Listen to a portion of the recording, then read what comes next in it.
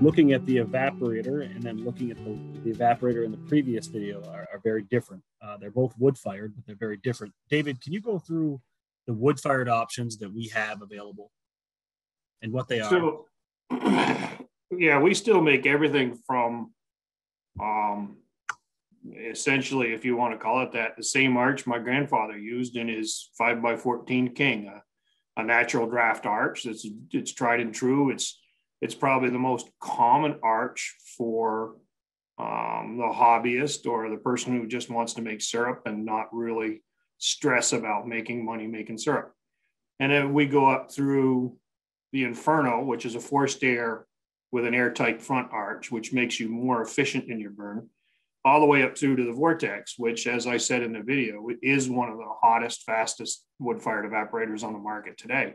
Just as an example for you guys, so you understand the difference that spread is, my grandfather's 5x14 drop flue King evaporator, he was lucky to do a raw evaporation of about 100, 110 gallons an hour on a 5x14 rig with natural wood fire.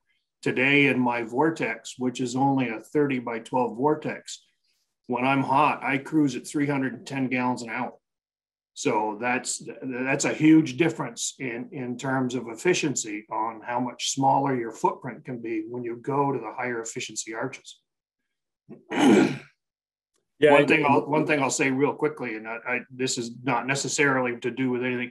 I got to tell you guys, I just love visiting sugar houses. It was so much fun doing those videos with the different guys, especially characters like Deanie. You don't find them in other industries. It's just great. So that was fun.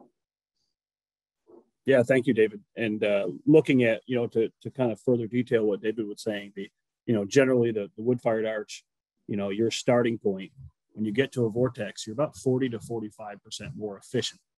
Just by adding an airtight front and the blower in our Inferno series, you're about 20% more efficient over that standard wood. So it's a big difference, where we used to have, wide, long evaporators. Now we're starting to see you scale down into a more efficient, smaller evaporator and building up with deeper pans and what we call enhancements like steamaways and preheater. So it does make a big difference with wood-fired evaporators. Absolutely. And people shouldn't necessarily be afraid, even if they want to be in that mid thousands and they want to be a more professional operation. They shouldn't necessarily be afraid of wood-fired if that's what they want to do. Deanie on that 30x10 Patriot, he's probably making about, maybe 20 gallons of syrup per quart of wood. If he burns a lot of softwood, so we may not even get there. Today in my operation, I make 160 gallons of syrup per quart, and that's quality syrup. That's good quality syrup. I'm not cheating the syrup quality by making that much. So it doesn't preclude you from having a wood-fired rig. Sure, absolutely. And along with wood, we are seeing a higher percentage of people that are shifting into oil and gas. Joel, can you explain oil and gas and what we have to offer? So, yes, Kevin. So we offer a number of different options in both oil and gas-fired evaporators. We have rear fire and front fire arches that both have different things going on. On the front fire arches, the burner is on the front of the arch, shooting the flame from the syrup pan towards the back of the pan. And then on the rear fire arch, the burner is actually underneath the flue pan and it's turned around. So the flame goes forward, rolls around, and then heads through the flue pan. That rear fire arch can allow us to get a little bit more even heat underneath the syrup pan. And definitely on our cross flow evaporators, it helps a lot because we get almost perfectly even heat underneath that whole syrup pan. So starting on the front of the evaporator, drawing syrup off, or starting drawing syrup off on the back of the front pan set is about the same. And it makes reversing also very easy because of that even heat. The front fire arch is as even of a heat as any front fire arch would be, but it's just not quite as nice as what the rear fire arch is. Definitely the rear fire arch is a little bit nicer arch, but the front fire arch is still very well built. Of course, arch, it's built just as heavy as everything else is. It's just not, it's the half a step down maybe. Sure. And Of course, from Wisconsin, Joel, you see more gas. Do you want to explain a little bit about getting started with gas out there for you guys? So yeah, like Kevin had mentioned, we definitely gas is becoming more popular in Wisconsin. We have natural gas and we have LP gas available. Natural gas is available to a number of sugar houses that may be close to town or in town. Out in the country, like me, we need propane gas if we want to burn gas. And so I personally burn propane myself, and we have a significant number of producers that are starting to burn propane. Propane is advantageous in the Midwest, especially because the cost per BTU is significantly cheaper for us than the cost per BTU if I was burning oil. But there are some differences with the propane too, and some differences in setup. Big thing with the propane is you definitely want somebody that knows what they're doing, setting the arch up the first time. Having a professional burner technician there that knows the exact burner that we've got on the arch or you have on your arch is very important to making sure that it's operating as efficiently and as safely as possible. Obviously, propane and natural gas being gases, that initial setup, we want to make sure it's as safe as possible. We don't want any accidents in the sugar house. The one thing to remember with propane is the initial cost, the setup cost may be a little bit higher depending on the size of the evaporator you're looking to purchase. Sometimes with the larger evaporators especially, vaporizers may be necessary to vaporize that propane. It's a liquid in the tank, but it needs to be a gas to come out of the tank and be burnt. So that propane has actually got to get boiled by burning a little bit of propane. So vaporizer may be necessary, and the other thing to remember is the tank size for fuel storage and the LP vaporizing in the tank. If you don't have a vaporizer, that's all things that you need to make sure are correct. But if you're working with any of us at Leader, we can definitely help guide you. If you're looking to put LP burner on your evaporator, or you're looking to purchase a new evaporator with a propane burner, just talk to one of us, set up an appointment on our website, and you can talk to myself or Kevin or David or anybody else that can answer your questions, and we can help get you set up with what you would need to have a successful transition to a propane or natural gas fired. Sure. Yeah. Thank you, Joel. One of the things to remember when you get into fuel versus wood is that switch. That's the one thing that changes, is that you go from cutting your wood to starting the process to firing, which I personally love the idea, but when you start with that switch, it makes a big difference. You can start up and shut down so fast and so effortlessly with that one switch. I'm not mean to skip ahead to the questions, but I had someone ask about defoamer, and I'm going to go back to defoamer here in a bit. But someone asked about switching from a smaller evaporator and looking into upgrading to an oil-fired rig. David, can you talk a little bit more about the benefits and drawbacks? And is there a taste difference with that, switching from wood to oil? Speed is one of the biggest ones. No matter how hard we fight at Leader, no matter how much research we do, we simply can't make same size evaporators, same size oil evaporators or propane evaporators boil as fast as our wood-fired evaporators. There's some theories we have on that, but we haven't been able to do it. A big consideration you want to look at is what you're doing, whether you're burning raw sap or concentrate, whether you have a steam away or a preheater on that evaporator. I like Kevin's idea. I agree with Kevin's idea totally of having a switch is wonderful. And I have to admit, most of the big operations I work with are oil fired because they have that switch and they don't have to have all that wood, and that, time is money to them. But you got to plan on filling that oil tank at some point in time. So you want to be as efficient as possible when you go forward on what you're burning. I want to say one of our dealers over in New Hampshire, I'm guessing he runs around about 5 gallons of syrup per quart of wood right now, or no, per gallon of oil. I'm sorry, he is oil fired. So that's pretty efficient. That if you've got enough oil storage tanks, so you can buy your oil in one shot rather than delivered every week, you can get your cost per gallon of syrup down pretty good. It is nice to walk in there, turn on your blowers, turn on a switch, and in a few minutes you're boiling. You don't have the mess of wood, you don't have the storage of wood, And when you get done at the day, you hit that kill switch and you're out of the sugar house a lot faster. That is true. Sure. Yeah. Thank you, David. And I think looking at a taste difference overall, there are some that believe that wood fired does kind of infuse into the syrup flavor to get that smoky flavor. I would say it's debatable depending on the producer, but generally there really isn't a change in syrup overall. So, certain benefits there are, what do you have available? What time do you have? I would consider all of those factors, and to speak back to what Joel was saying about fuel and oil versus gas, just remember that propane and natural gas are about 15 or so less efficient by BTU output than oil. So let's talk a little bit about wood firing technique, because I think that does matter when you're starting to look at, where do I go? How do I maximize production? David, can you just talk about looking at firing intervals, what kind of wood to use, and move from there? So I'm going to start this answer by saying that everyone has to find their own comfort zone when you're dealing with wood fire. Okay. Some people want it to be longer. There's some people want to go a little slower. Me personally, I can't boil fast enough. I just can't make that evaporator hot enough. I can't boil fast enough. Old school technique in a natural draft evaporator of filling the wood box full until the wood's knocking on the syrup pan and then letting it boil for 20 minutes and then doing it again. That's not the most efficient. The most efficient is going to be a regular firing schedule, anywhere from 5 to 8 minutes.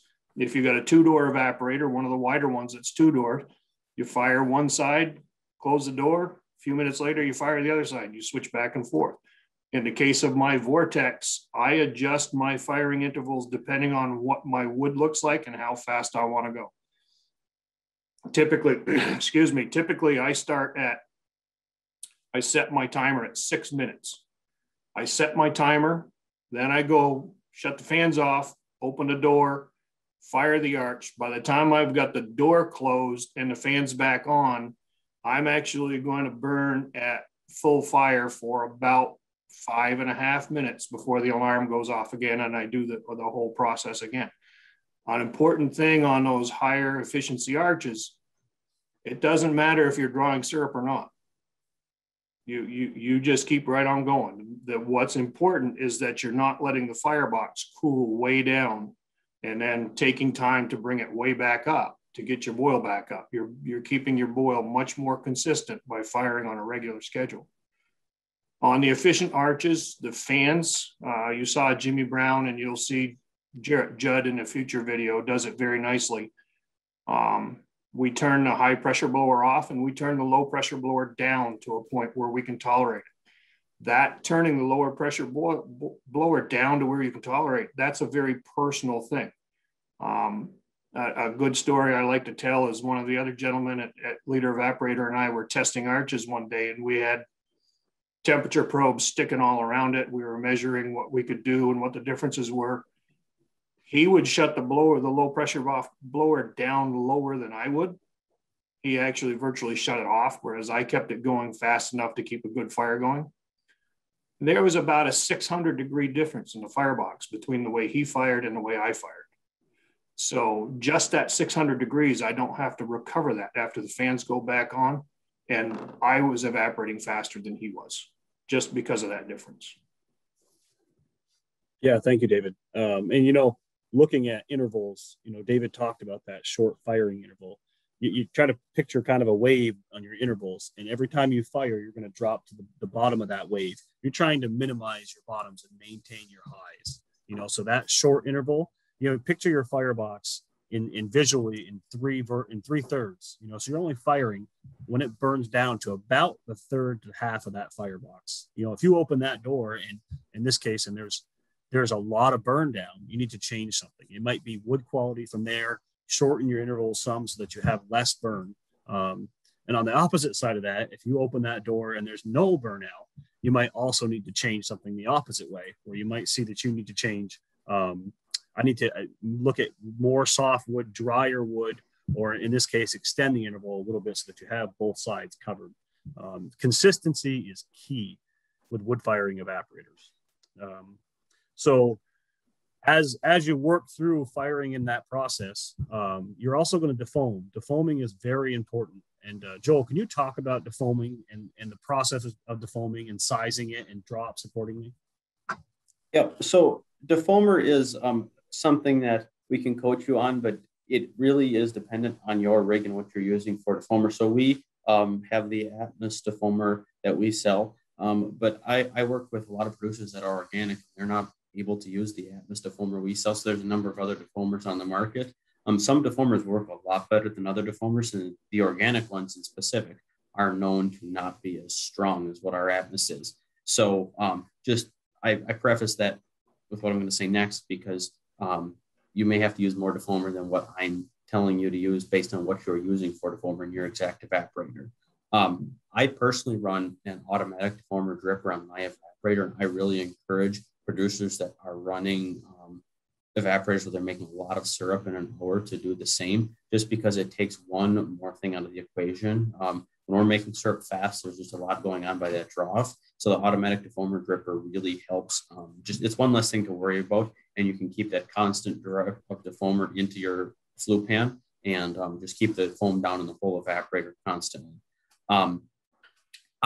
Even though I have the automatic dripper, I keep a hand dripper sitting near my evaporator all times while we're boiling, because once in a while, from time to time, I may have to throw a drop in the front pan, but it's pretty rare because we've got that constant drip into the flue pan.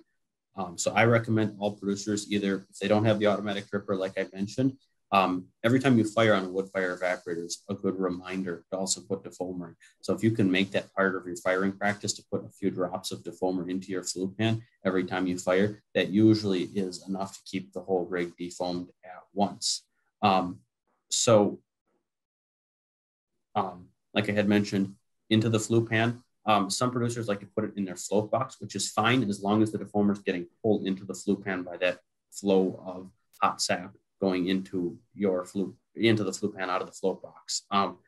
You want to just make sure that's getting in there. Sometimes when you drip it in there, there's a little eddy current going on in that float box that may not get sucked in, and you may not be getting the defoamer into the flue pan actually where it needs to be to work. So it's just something to watch out for if you're putting it into the float box. So I guess that's all I have. Yeah, sure. Yeah. Thank you, Joel. And a good rule of thumb with looking at how much defoamer that you want to use for every foot of width, look at a drop per every foot to 2 drops. So if you have a 2 foot wide evaporator, you're looking at that 2 to 3 drops. A 4 foot wide evaporator, 4 to 5 drops. If you start adding concentrate to the mix, you have to up your drops. If you start adding steamaways and preheaters, you're also upping those drops every 1 to 2 drops every time you add an enhancement with your evaporator. So again, if any questions more, we can certainly get into it more with anyone that has questions. But I do have a person here that asked a question about where to put the defoamer. And this person asked, during the video, there was defoamer put in the middle of the channel.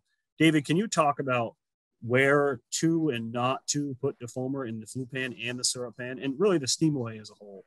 So yeah, be happy to. Real quickly, just to answer a chat that popped up, there's 2 ways to defoam, and one is proactive and one is reactive. You find organic, especially organic producers who are using safflower oil or something like that, that's an organic defoamer. It's very, very, very important to be proactive, not reactive, because once you get foam built up in a pan, you can't put enough safflower oil in it to knock it down. So the use of a dripper in that situation helps you to be proactive. You saw Dini defoam the syrup pan. Unfortunately, you didn't see what he did first, because what he did first when he picked up the defoamer is his first drop in his syrup pan actually went right at his draw off. The second drop went in the second crib, okay? And the reason we do that in the syrup pan is because the foam is liquid. And as you drop the level of that foam down, you're dropping the level of liquid down. So your syrup gets pulled or rushes towards that draw-off box or towards wherever you put that drop of foam. So if you just scatter defoamer across the whole syrup pan, then all you manage to do is mix your whole syrup pan up. You don't really maintain the gradient that you need in order to draw syrup efficiently. In the steam away, it's very, very important in the steam away to make sure your defoamer is going into this steam away. The steam away is a cold sap float box that draws from the bottom. So if you're putting defoamer in the top of the float box on the steam away, it just sits there. It never gets drawn into the steam away. Joel was correct on the flue pan. A lot of people run covered flue pans, have a steam hood on them. It's difficult to put defoamer into the flue pan, and they'll put them in the float box. I've seen people put defoamer in the wrong compartment in the float box. That's a 2-compartment box. One has the float in it, one has the actual flow of liquid. Make sure you're putting it in the right compartment. And like Joel said, make sure it's actually being drawn into the evaporators. Some evaporators, if the flow is not quite fast enough, they'll create an eddy, and the defoamer will sit there and not get moved into it. Thank you very much, David. Joel, can you explain about unauthorized and authorized organic defoamer, and then some of the things that we're doing overall? Yep, I can. So if I read Dan's comment correctly, they need to use safflower oil because that's the only certified organic defoamer that they're allowed to use in Iowa. I answered the wrong. Sorry about that. So, sure, yeah. But to the question before that, the auto dripper will work with safflower oil. Sometimes safflower oil gets a little solid when it sits and your sugar house cools down between boils. So you may have to have a still a hand dripper there to use. The first couple of times you have to add defoamer until the rig gets warmed up and it thaws that defoamer out again. So yes, it will work, but just be cognizant of the fact it may be getting solid. The other thing I definitely wanted to mention is you need to make sure you're using an approved defoamer for your operation. So in the past, a lot of people use butter and pork fat and other things. We need to remember that we are making a food product that people all over the world could potentially be consuming. So butter, as much as I love butter, I come from the dairy state. We cannot use butter as a defoamer because that syrup, you don't think about it, but a drop or two of butter in that syrup that goes to your bulk packer, that syrup gets mixed in with a lot of other syrup and could go, to 1,000 or 100,000 different people. If one of those people happens to be lactose intolerant or have a bad allergy to something in that defoamer, they could have a reaction. We definitely don't want people to be getting sick from maple syrup or having reactions and not being able to trace that back. So please, please, please use an approved defoamer. Our Atmos is approved, non-allergenic. Safflower oil is not an allergen. There's other organic defoamers and non-organic defoamers on the market that are not allergens, but please use a defoamer coming from a maple supplier so that we make sure we're not causing issues later down the line in our syrup. The other thing, there was some talk about using beeswax as an organic defoamer. While beeswax is not an allergen, if your syrup is going somewhere where it may be being labeled as vegan, beeswax is not approved for vegan use. So even though it does work, we have to be careful with how we're labeling our syrup or how a packer may be labeling our syrup later on down the line. So we need to make sure we're doing everything proper, that the bulk packer isn't mislabeling something, or we're not mislabeling something, or somebody's not getting sick from the defoamer we're using or having an allergic reaction. Yeah, that's great point, Joel. Yeah, exactly. Yeah, defoamer is not a place to cut a corner. If you're looking at making syrup as a whole, and it's not the place to go find the cheapest thing you can find at the store.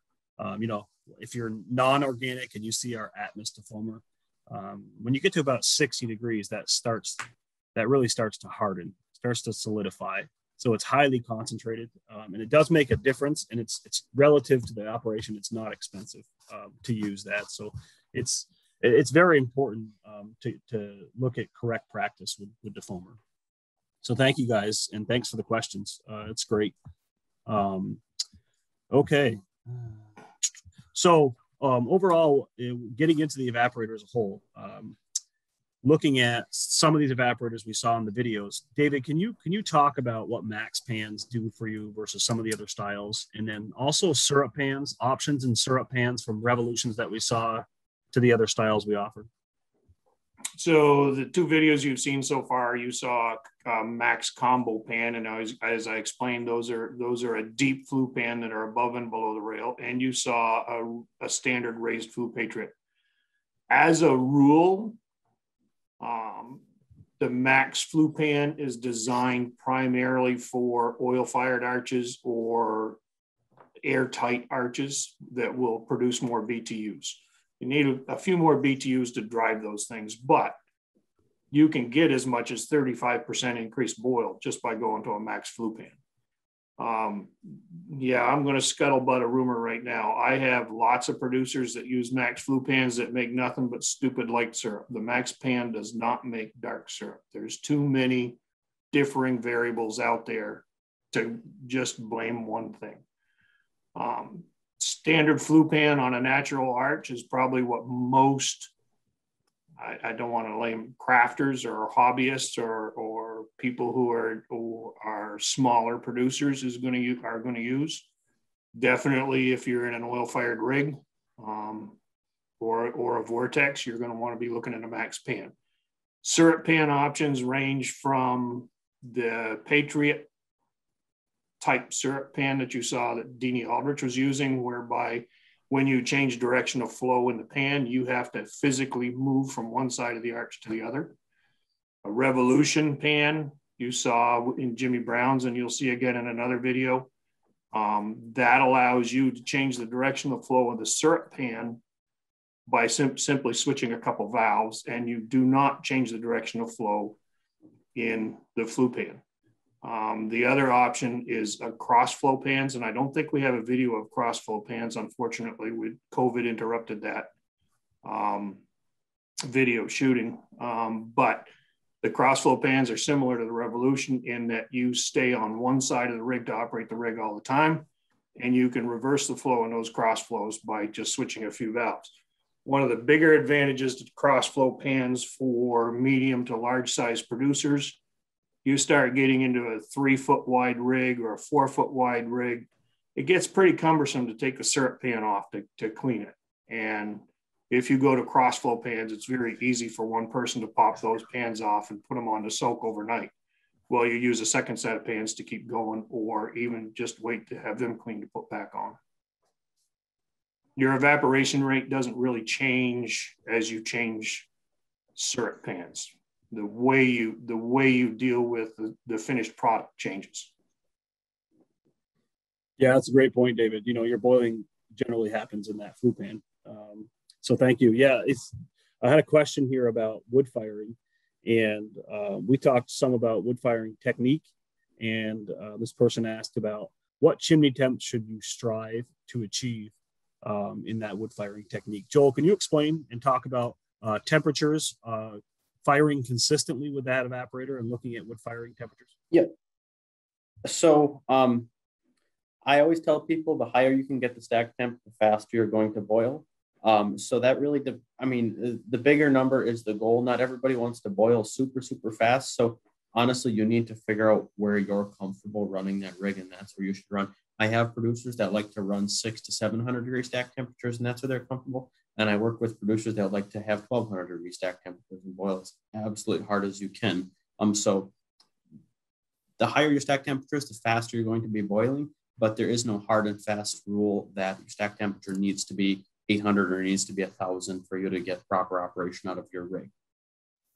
That being said, generally the higher the stack temperature, the heat underneath the syrup pan will also be a little bit more even. So when you fire, when you stretch out your firing lengths, as Kevin mentioned before, very, very long firing intervals, you may run a little bit lower stack temperature and have a little bit more uneven heat underneath your syrup pan. So like I said, there's really no hard and fast rule to stack temperatures, but a lot of people think the hotter the better. On our Vortex arch in specific, you usually are seeing 800 to 1000 degree stack temperatures, depending on wood quality and wood size. Some people can achieve somewhat over that if they've got very, very fine split, nice dry firewood. On the natural draft arches, 700 to 800 is usually the highest you'll ever see it. Some people can achieve a little bit over that, but usually 700 to 800 is about where you're going to see it on a natural draft arch if you're doing a good job firing. Sure. Yeah. Thank you, Joel. And I would say the first thing to remember, and a tool that's great use, is a stack thermometer. You put a stack thermometer in the bottom of that stack, somewhere around head height, and that becomes your tool to know, how your success is in the evaporator. Looking at the intervals, and like David mentioned earlier about firing on that 5 to 8 minute interval. If you're firing and you just can't seem to get it much over 400 or 500 degrees, you need to look at other factors. In this case, it's probably wood quality or the way you're firing. Wet wood, low quality wood, generally you can't get the temperature to be to where you want. Joel mentioned looking at the vortex and how it's a lot higher. Generally, you will see over 1,000 degrees, but when you get into most of our forced draft, and then especially natural draft, 800 degrees, 1,000 degrees is probably what you're going to see, and that would be successful there. Again, 400 degrees is low. You're probably going to see it drop every time you fire. You want to try to minimize how much temperature you're dropping as you see that. So that's where I would start by considering yourself successful with wood firing. David, do you want to add anything to that? Yeah, when you start to melt the stack, you're getting hot enough. One of the things that we need to target, and one of the things we've never been able to successfully do, and we keep, trust me guys, we keep working on it. We can't seem to get the same stack temperatures out of oil fired or propane or natural gas fired rigs. The max flue pans, the vortexes, they really become very, very efficient at that 900 to 1,000 degree stack temperature. Oil on our oil fired rigs, 650 to 750 seems to be a really good temperature. If you hit 800 on an oil fired or a propane fired rig, you're doing something great, and let us know about it. Okay. Sure. Thank you, David. And again, thank you for the question there overall, because that is helpful to know when talking about temperatures from there. So getting into enhancements, looking at the evaporator, we talk about, we can upgrade ourselves into different wood-fired evaporators. We can upgrade ourselves into oil and gas. We can improve the flow and workspace by looking at one-sided evaporators. What's next? So steamaways and preheaters are pieces that you just add on to the top of that evaporator, essentially. Joel, can you explain what the steamaway does and what the preheater does for you overall? Yeah. So both the steamaway and a preheater help improve boil speed and fuel efficiency of your evaporator. And they both work by using heat off of the flue pan. One is just much, much more efficient than the other one, but also is somewhat more costly. So the preheater, as seen in the video there, is stainless steel tubes or copper inside of the hood. And then those are just up there. The steam flows past them and they absorb heat out of the steam into the sap that's flowing through them before it goes to the flue pan. Generally, preheaters, you see somewhere between a 10 and 20% increase in boil speed and efficiency from that preheater, just heating that sap up before it gets to the flue pan. And also, as you saw in that video, you get a nice flow of hot water to use for cleaning. The other option, as Kevin had mentioned, is the steamaway.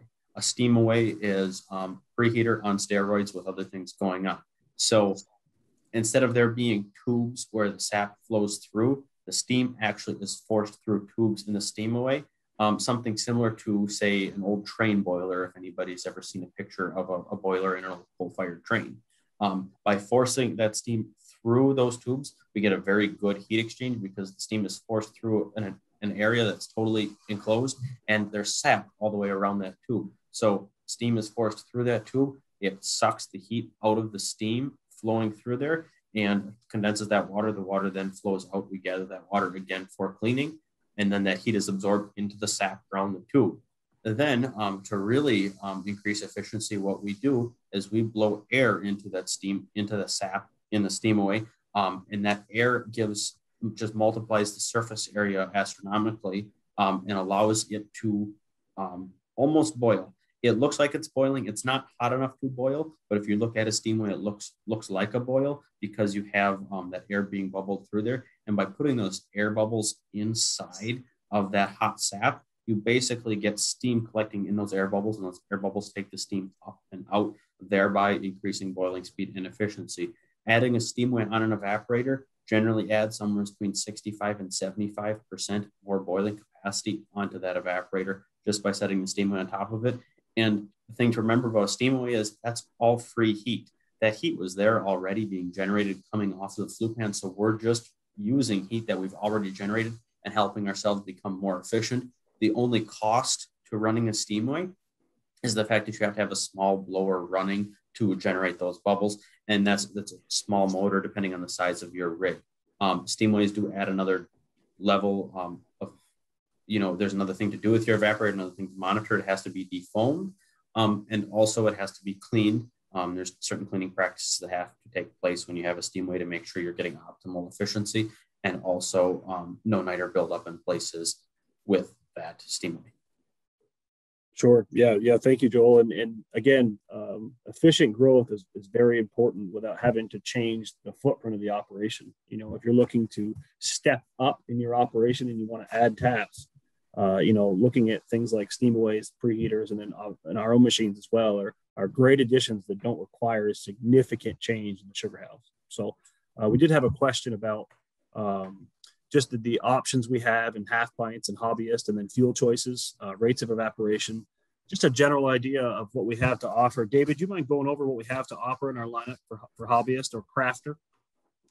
So we still have the same old fashioned half pint that we've always had. It's a 24 by 33 pan. Can be wood fired, can be oil fired, can be propane fired. We also have a flat pan on that, or what we call a supreme pan, which is a pan which has the middle crimp in the pan has some 5-inch flues on them. That increases your boil a little bit. All of those half pints can be extended so that you can double your evaporation rate and operate 2 pans at the same time, which are hooked together.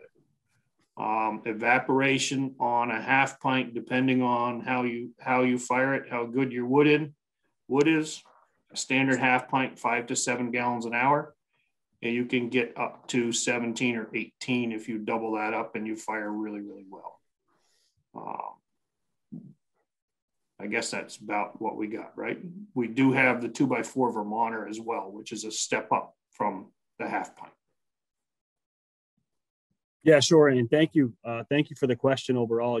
One of the things that when you're starting out and you're trying to figure out where to go, that the first thing to kind of consider is, what is your goal? Is your goal to stay at that tap count and to do it in your garage and, either wheel it in or wheel it out?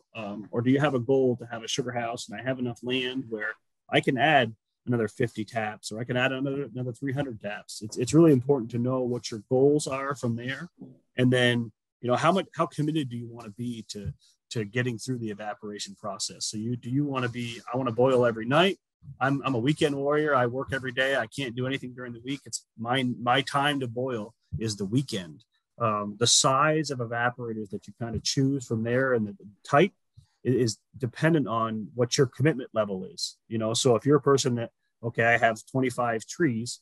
Well, if you're on buckets or just gravity tubing, you're probably going to see a 3/4 to a gallon per tap run a day. So kind of consider the math there on that. If you have 50 taps, if that adds up to the weekend, you might see, you have 200 or 300 gallons of sap to get through.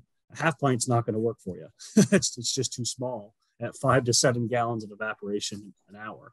So certainly those factors matter when you're sizing yourself accordingly. And again, anytime if you have questions about some of that, we talk a lot to hobbyists. We love to have the conversation. Again, go right to the website if you want to schedule a meeting. There's a lot of questions that we can answer to get you started in the right direction. So thank you for the question overall. We've got a few more minutes in talking about what we offer. And I do want to talk some about just kind of starting up and shutting down. Joel, can you talk about a couple different options and where to go when you're shutting down for the night and then opening back up for the day? As far as things like draining suites, the steamaway, especially what happens there, and is there a danger with that draining and those types of things? Yeah. So first, I'll talk about how I shut my rig down, and then we can kind of expand that into if I were to have other options on my rig. So I run a 2x8 LP fired evaporator running high concentrate into it. So our standard shutdown procedure is we're obviously paying attention as we know the concentrate tank is getting low. When we see the concentrate tank is empty and we see bubbles start running through the line where it goes into the preheater on my rig, that's when I would walk to the front of the evaporator. I'll shut the burner down, wait till that drains out, and then I shut the valve off that feeds the flue pan right away. I rinse out the head tank as everything's cooling down to get that cleaned up. And then after that, I go and shut the valve off between the flue pan and the syrup pan without flooding pans or doing anything like that. The reason we don't flood pans or try and put, that rinse water in the flue pan or anything is you can have problems with the pans going stringy, especially at the end of the season overnight. So you definitely want to make sure everything that's in the pan was hot and went from boiling to not boiling to make sure everything stays nice and clean and the bacteria stays dead. So then we shut the rig down, we close that valve, we leave everything cool down somewhat more. Then I actually drain my front pan every night and clean the front pan. Front pan in my rig happens to get dirty very fast. So we shut the valve off between that flue pan and front pan, it cools down. I drain the sweet out of the front pan, and I fill the front pan up with water and leave that set overnight. Occasionally, we'll also drain the rear pan to make sure it's cool enough. It doesn't have to be down to very cool, but just cool enough so we're not worried about getting burned when that sweet comes out of the rig. We'll drain that out into our storage buckets, fill it up with water, and leave that water sit in that evaporator overnight. So if I were to have a steamway on my rig, I would do that a little bit differently. I would run the rig until the steamway is getting close to empty, and then I would shut the rig down and drain what's in the steamway out into the flue pan. Steamway can be run actually dead empty. You're not going to wreck a steamway by running the steamway empty because it's just seeing heat from the steam in the flue pan. You can never burn a steamway, and you want that empty every night because it doesn't get quite as warm in the steamway as the flue pan. So you want to make sure that steamway is empty so you're not having that sap going bad in the steamway because it was warm and it cools back down. Steamways and all that stuff have to be clean. So every so often, you're going to want to put water in your steamway and get it clean as well. Just like I said, making sure all your valves are closed is very important so that you don't have mixing of radiation between the pans, or also a pan, a float can leak overnight. So if you don't have that valve closed, you might find your flue pan is almost empty and your syrup pan is, right about running over because you had sweet leak for the float overnight. So just making sure all the valves are closed. And if you're running cross flow rig with multiple syrup pans, close all the valves between the syrup pans. All that stuff is important to do. It kind of helps. It makes startup a lot easier if you shut the rig down properly. Sure. Yeah, sure. Thank you, Joel. So if Dan is still on, he's not the furthest person away. There's a person here in Tess, thank you, from Europe. So it'd be interesting to know what part of Europe you're from, but they had a question about, are we going to add electric evaporators? And I can tell you at this time, we do not have an electric evaporator, but we, through R&D and product development, we're always looking at new opportunities for us for the future. But all I can say is kind of keep looking, searching. Who knows what we'll have in the future for opportunities overseas there. But thank you very much for that question. Again, that I think at this point is the furthest person that we have away from us here in Vermont. So thank you. David, can you talk about getting started or upgrading in the sugar house, and what makes the most sense with layout? What do you think makes the most sense for people starting out? We get a lot of questions about drawings and about which way to go and what to do. And can you talk about that some? So it's important. Yeah, we do get a lot of questions about that, and everybody has their own different beliefs on what they want their sugar house to be. And I don't think, in all the years I've been in here, all the sugar houses I've been, I don't think I've been in two that are alike. Similar, but not alike. It's very, very important for people to sit down when they're starting to get into this business to decide what they want to be. Where are you going to be in 5 years? I can say this with all honesty, and I know Joel and Kevin will back me up on this. I have never seen an operation that did not expand. That simple. I don't care if you start with 100 taps and a half pint. The biggest expansion jump that I have for a customer, he's still a customer today. I have and he's become a friend. He started out with a half pint and 50 taps. The second year, he went to 150 taps and a 2x4. The third year, he went to a 5x16 and a 6-post RO and 27,000 taps. That's the most extreme expansion you can think of. You really can't plan on that one. Typically, if I'm sitting down with you and you're brand new, I'm going to ask you where you want to be in 5 years, because it's going to depend on the size of your sugar house, the layout of the sugar house.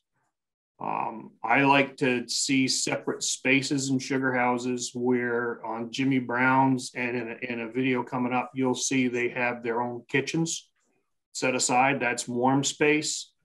RO rooms are important. That's warm space.